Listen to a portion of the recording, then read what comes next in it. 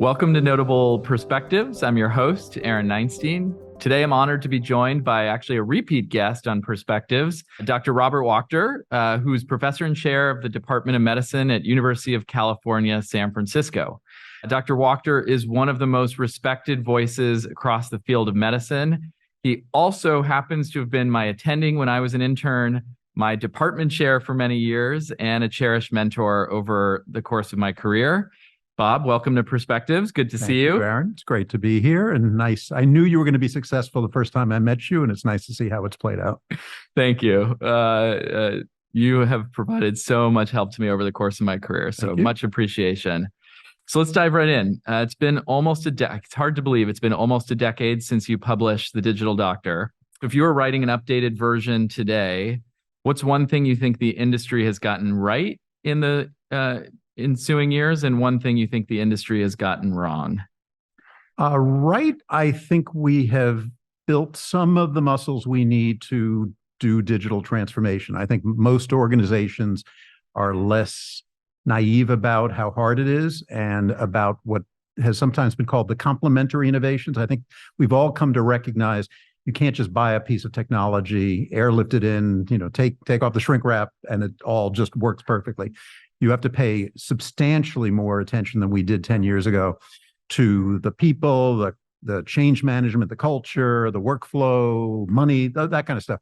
I think we're much better at it than we were. Not perfect, but I think the soil is tilled to make a real difference. What we get wrong, we did not anticipate the electronic health record inbox problem. Mm-hmm. I think that's probably the most acute thing I see in my world. My world has got 1,000 doctors who work for me, and they complain about that all the time. And I think it's emblematic of how hard it is for us to really understand what digital is going to do until you have it. In retrospect, it's like, okay, we're going to give patients a portal, give them all of their information, including now notes and lab tests and everything. We're going to make it pretty impossible to get an appointment with their doctor. And we're going to put a little button that says, send a message to your doctor if you need to do anything, schedule an appointment, refill your meds, understand what it means that you have a low magnesium. And we didn't give them moment's thought to what's the business model for that? What's the payment model for that? What's the workflow model for that? Mm-hmm. And our doctors are on their knees trying to deal with that problem. So that problem in itself is interesting and important, but it's emblematic of how bad we are at anticipating the impact of digital until we have digital. And then we're kind of, oh, really? But of course, Yeah, I was going to ask you about that, this idea that this was an unanticipated consequence. Now we look back, we see it happened. Is there a lesson there? Like how do we avoid that happening again? I think part of it is that we get better at doing pre-mortems, that if this screws up or if this changes the work and the workflow and the workforce in ways that are negative, like what would they be? And I think it's just the more of it you do, the more you get better at it. So I think we're more likely to kind of anticipate these things now. I think there are more people who have more experience under their belt than were there 10 years ago. But I think Steve Jobs is the only person who, in the last 100 years, really could appreciate the impact of digital transformation before it was there. Mm-hmm. The rest of us are mortals. And we have to see it. We have to sort of see it and get and so I think it's going to be a sort of ongoing challenge of But look at GPT-4 and all the new AI. I think when we're now talking a ton about bias, we're talking a ton about garbage in, garbage out, and what are they going to be the results that kind of screw things up in ways that I don't think we would have been talking about 10 or 15 years ago. We would have just sort of been flummoxed by them. And I guess I'll put in one more area where I think we not so much screwed up, but huge opportunity. You've heard me talk about this before. My son works in Major League Baseball, mm-hmm. and he works for the Atlanta Braves. And he can tell you that this guy can't hit a low and outside curveball on Tuesday nights when the wind is out of the southwest and the pitcher is over 6'4", and we're still trying to get our sepsis alerts right. So what we did not get right is understanding that the EHR does some really important good things, but also is foundational. And the foundational piece is you now have a ton of data. What do you do with it? How do you use it mm-hmm. for business and clinical intelligence? And that just involves a whole bunch of competencies and people and spending that none of us thought of putting in place. And, the way I compare ourselves is the Atlanta Braves, he in his department, his Moneyball department, he's got 25 or 30 employees that do analytics on all their data. And that's all they do. That's all they do. And we probably also have 20 or 30 people at UCSF who do that. The difference is the Atlanta Braves has 500 employees and we have 30,000. Yeah. So the investment that they have made we have all this data. We're collecting 50 pieces of data on every pitch and hit. We have to analyze it because we can get better at what we do. The investment that they have made in that is just staggeringly larger than the investment that most healthcare organizations have made in doing that. Yeah. We're still upset that he left the Dodgers. Yeah, I know. But the Braves are a better team. He already has one World Series ring to show for it. So it's all good. Maybe that's why. Yeah. Yeah. So you were talking a little bit about AI. When you and I talked maybe 6 months ago, we talked, you spoke a little bit about the AI winter and this sort of period of disappointment, waiting for AI's moment in healthcare. You mentioned to me that you're an avid user of GPT now, but as you think about large language models kind of emerging on the stage, what have you seen over the past 6 to 12 months that makes you think that maybe we're headed for a different moment in time now? Yeah, I think the AI winter is really an interesting phenomenon if you sort of look back and take a historical perspective. When we decided healthcare sort of about data, and what you and I learned to do in med school was analyze data, patient data, the literature data, and try to make better decisions to improve people's health.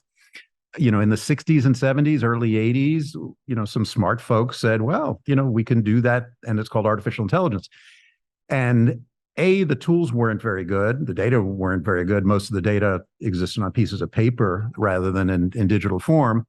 But B, they made in retrospect, a terrible mistake, which is they didn't say this, but what they ended up doing was, let's work on the hardest problem with this data. What's the hardest problem? The hardest problem is diagnosis. Make a diagnosis. Make a diagnosis. Take all of this data and the incredible nuance. They were obsessed with that. They just said, this is, what are you going to do with artificial intelligence? What does a doctor do? The doctor uses doctor intelligence. So maybe we can replace that. And that turned out in retrospect to be just the wrong move. I mean, had they begun working on boring but tractable and really important problems like, how do we send out a bill, or how do we send a note to a patient, or send a note to an insurance company, or any of that, they probably would have made more headway. But it was in retrospect a very human error, because these are humans trying to think about what human doctors do. But really by far the hardest problem they could have worked on.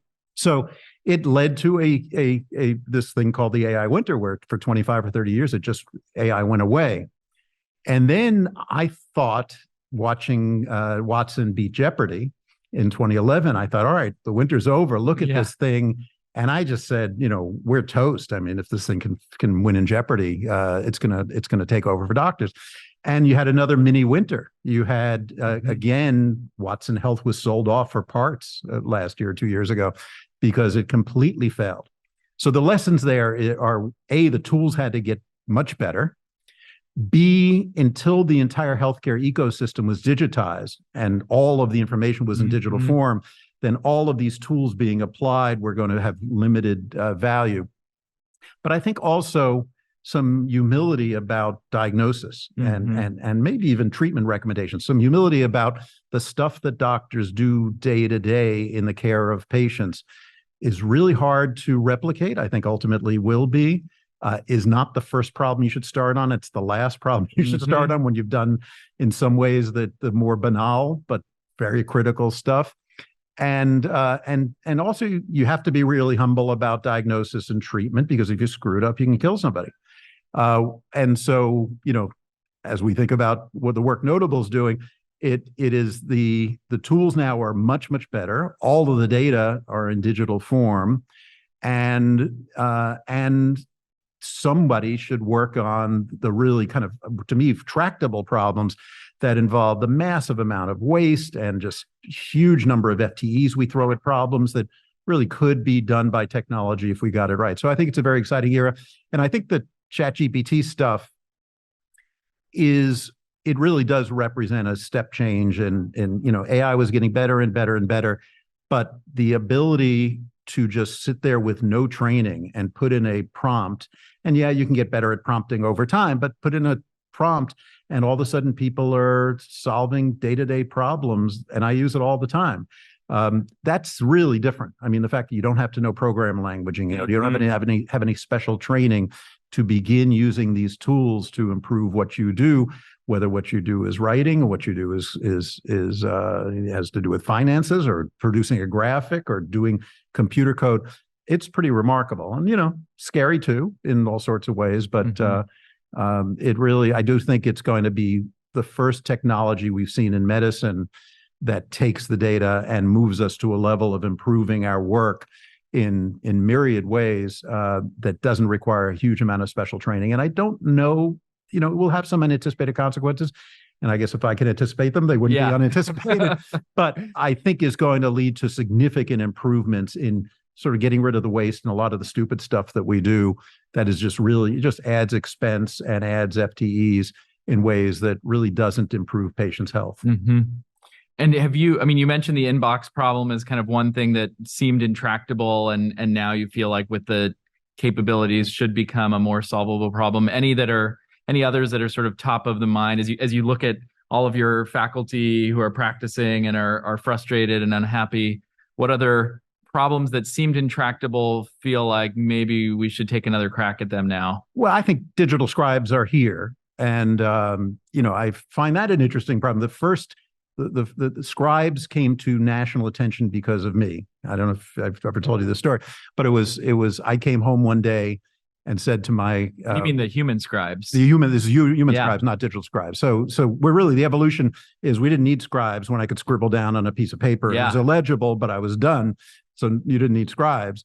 And then human scribes became a thing in the mid 2010s to 2015s. And because everybody had an electronic health record. And I came home and said to my wife, every other industry digitizes and immediately starts laying people off.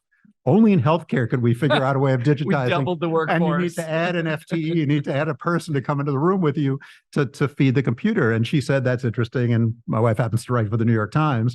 And so she wrote this big article on scribes. And what I said at the time was that, I think it's an expedient solution to a real problem. You'd rather have a $25 an hour scribe doing that than a $200 an hour pissed off physician. But it has got to be transitional. If what you're doing is taking a conversation and you need this human to take the elements of that conversation and turn it into a note, that should be something that's a tractable problem. And a lot of companies have worked on it, but just in the last year or two, and I think partly because of GPT, you see real advances in that. And UCSF is about to do a big digital scribe play. And, our head of clinical IT now tells me that, looking at the company that we're going with, you just put an iPhone between you and the patient and it records it and creates a note that is really quite good. And so I think this is something that's been almost ready for prime time for a while. And so it's another interesting use case. Here is a problem sort of created by digital, the EHR, a problem that we tried to solve with human FTEs. These are the pre-med students who came into the office to be scribes, and now will ultimately be solved by better technology. And I think you have examples of that, whether it's getting prior authorizations, communicating with patients, doing population health work to identify care gaps and fill them. There's just all of the data to fix those things is now in digital form, sitting in the record. And it's just a matter of what are the tools, and not just the tools, but the kind of all these, what Eric Brynjolfsson at Stanford calls complementary innovations. It's the tools meets the workforce, the workflow. How do we kind of organize ourselves to make things better? And to me, there's just a ton of problems that look like that are easier than diagnosis. Yeah, it makes a ton of sense. So before you wrote Digital Doctor, tons of focus in your career on safety. So you're probably uniquely positioned among people to think about balancing safety and benefit as we move forward with AI. And so how do you think about that trade-off, and how do you advise organizations to be thinking about moving forward with caution in a way that promotes a culture of safety and avoiding harm, while also realizing, there's a lot of things that are broken and we need to make them better, and we should be taking advantage of the new technology. So how do you think about that? Exactly that way. It's a balance, but I think it is really important for everybody to take a good hard look at the status quo and say the status quo sucks. I mean, it really is the experience of patients, the number of errors in their care. And I don't just mean errors, we left a scalpel in the abdomen. I mean errors, we didn't identify a care gap. We didn't identify that this person needed a mammogram, or there's a result on the chest x-ray that the radiology report clearly says needs to be followed up and got forgotten. Errors in that we spoke to patients in or sent them a note that they can't understand, whether it's in the wrong language or it's in medicalese. That's just marbled through the system. And so when we compare AI, it reminds me of the Joe Biden quote, don't compare me against the almighty, compare me against the alternative. I don't want to turn this into a political podcast, but it's like, don't compare it against a theoretical perfect state, because that is not what exists in healthcare. Compare it against the current state. And the current state is not very good in a lot of areas that it's easy to imagine that AI can improve. And so I guess I'm reasonably confident that most healthcare delivery organizations have a lot of circuit breakers built in to say, in ways that they wouldn't have had 20 years ago, to say, as we put in this technology, we've got a mechanism to see if it's harming people. We have a mechanism to see if it's leading to bias and leading to inequities that we need to pay attention to. We've got a lot of compliance departments and a lot of lawyers and a lot of other people that are ready to put the kibosh on something if it looks like it might be causing harm. That doesn't mean we don't need to pay attention to it, or we may not need new systems and people to be on the lookout for badness. But I think it is to say that as I think about the current healthcare system, it is riskier not to implement AI in a thoughtful, careful way with monitoring and all that kind of good stuff than it is to put it in and see what happens. And the AI is going to improve over time, and our ability to monitor it is going to improve over time. Now, the problem, of course, is it's not a fair fight. When the AI causes an error or causes harm, it will be a front page story in the newspaper. And so, whereas when the human causes harm, it's like, oh, that happens every day, because it does. It's a little bit analogous to the driverless car. We pay no attention to the 20 or 30,000 deaths per year from drivers who sometimes were distracted and checking their email or were sleepy or drunk or whatever. That's just status quo. But when a Tesla drives into a concrete pillar because it was on autopilot and nobody was asleep at the switch, that's a story. So it's pretty tricky to kind of get that balance right. And in some ways that's reasonable to in some ways overweigh the harm caused by a new technology, because you may be catching only the tip of the iceberg. B, it should improve, and we got to pay attention to it. But I do think it's important to constantly remind ourselves we're not talking about a perfect system today. We're talking about a system that has huge numbers of holes and a lot of harm embedded in it. And it's just now a new part of the patient safety world, as we've got to pay attention to the safety implications of this. But I'm more enthusiastic than fearful about the implications. So last question as we wrap up here, anything else that's top of mind or you're excited about as we head into 2024 that we haven't covered, haven't talked about? Would love to just hear what's top of mind for you. Well, I think because part of my job is to run a fairly large educational enterprise, I'm thinking a lot about the implications of AI on education. And that's everything from how do we educate people in what they need to know about AI. And that's different than we would have thought a few years ago because of sort of these conversational tools. Certainly, medical trainees don't need to learn coding anymore. Right. And because these tools can be used by non-experts, it's sort of, we're talking about change management. We're talking about the implications of this in complex organizations. I think that's very exciting. But to me, the real tension in the implementation of AI going forward is going to be when these tools are 100% perfect. That's great. And I don't know what all of us are going to do for a living, but that's great in terms of patient care and probably costs. But the problem is, just like the driverless car, they're not going to be 100% perfect for a very long time. Maybe they're 98% perfect. 98% perfect is a pretty dangerous state of affairs, because it means that humans have to be there to look over the shoulder of the AI to be sure it got it right. And whether you're a radiologist who still is there to check over the tentative reading of the AI, or the doctor on the wards who, it's suggesting diagnosis and you look and you say, that's not right. In some ways, it's the equivalent of the driver. The Tesla lawyers say quite prominently, auto drive isn't really auto drive. You have to stay awake. Or the pilot. And same thing, there have been a number of high profile airline accidents in the last several years. None in the US fleet, as it turns out, but in around the world, where when you look at what happened, the AI basically was glitchy, gave results that were nonsensical. And I remember interviewing Captain Sullenberger for my book, and he said, we were talking about a couple of these accidents. He said the pilots were flying a plane that they were not familiar with, meaning a plane where the technology was no longer helping them. It was giving them wrong results. The concept is called automation complacency. It's a human technology tension.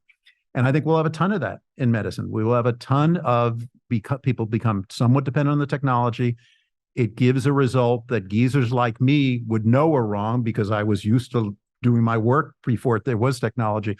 But for younger people coming through, it's quite logical for them to become very dependent on the technology. And so your systems of safety that are, well, there's a human going to be checking it, really? Or the human's going to be kind of asleep because they have come to trust the technology so much. I think that's a balancing act that we got to spend a lot of time and energy trying to figure out how to get right. Yeah, what's interesting hearing you talk about that, going back to the beginning of the conversation around, what's the unintended consequence going to be? It almost feels like that is the foreseeable, totally not right. An unintended consequence. We will be looking back and thinking about automation complacency and the harms. Yeah, and yet, when you look at aviation, it's safer now than it used to be pre-automation. So it's not an intractable problem. So it probably is an intractable problem, in that there will always be cases where the technology is really, really good 99.7% of the time and screws up periodically. And if your system of catching that is the humans have to react in the moment and know exactly what to do, that's a really, really tough problem. But the bigger picture is the planes are safer now with the technology than without. Right. And then you could really make the argument that the auto drive cars are probably net safer than without. And I have very little doubt that medicine will be safer with the technology than it was without. And safer not only because it's safer in the moment, but if we can carve out a whole lot of administrative and operational costs that really add no value. It's just 100 people sending off a bill to United Healthcare or writing a prior authorization. You then can take some of those resources and put them into the system and improve care. So I think overall the system will be better.